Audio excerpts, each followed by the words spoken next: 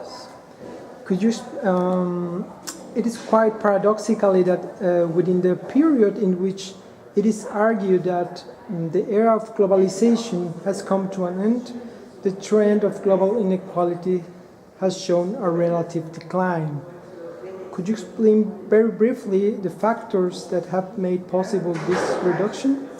Yes, actually the global inequality now, for the first time, probably since we tried to measure it, which is like early or mid-19th century, is slightly declining. Now, I would not like to overemphasize this fact because global inequality is still enormous, huge. It's much greater than inequality in any individual country. Much greater than inequality in South Africa, for example. But it is also true that in the last probably 10 years, we have seen a small decrease in global inequality. And the main factor behind that was high rate of growth of the economy of China, and then more recently of India, Indonesia, Thailand, basically large Asian countries that started by being, and still are, quite poor, but they are actually becoming less poor and they have generated sort of middle class now. So that was really the main element behind that. Okay, and the second question is talking about the issue of social perception or social reality. It is argued that it is hard to understand the reduction of inequality given the lack of information about the top 1% of households, the very rich. Do you think that this could have a strong implications in our understanding about the reduction of the gap between social perception and social reality?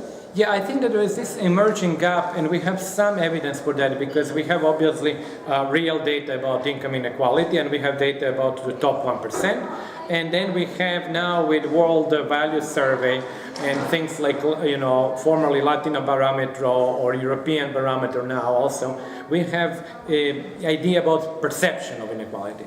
And oftentimes I think we find that people in some cases actually underestimate inequality in a country, but in some cases overestimate the change. So in other words, it seems that they are really focused more on what is the change, on this delta in inequality, and they tend to underestimate the level of inequality. And a nice example, I thought, actually from the work on the Arab Spring, was that we could not find really much of a change in measured inequality in Egypt or Tunisia.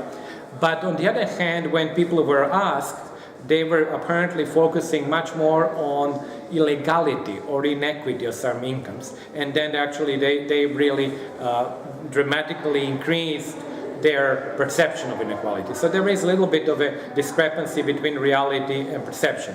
No, just last point, I don't want to actually again say that the two things can go for a long time without a relationship. So there must be a relationship over the long term. Thank you very much. Okay, thank you very much, Jael. That was great. Actually, we did it after all. I'll just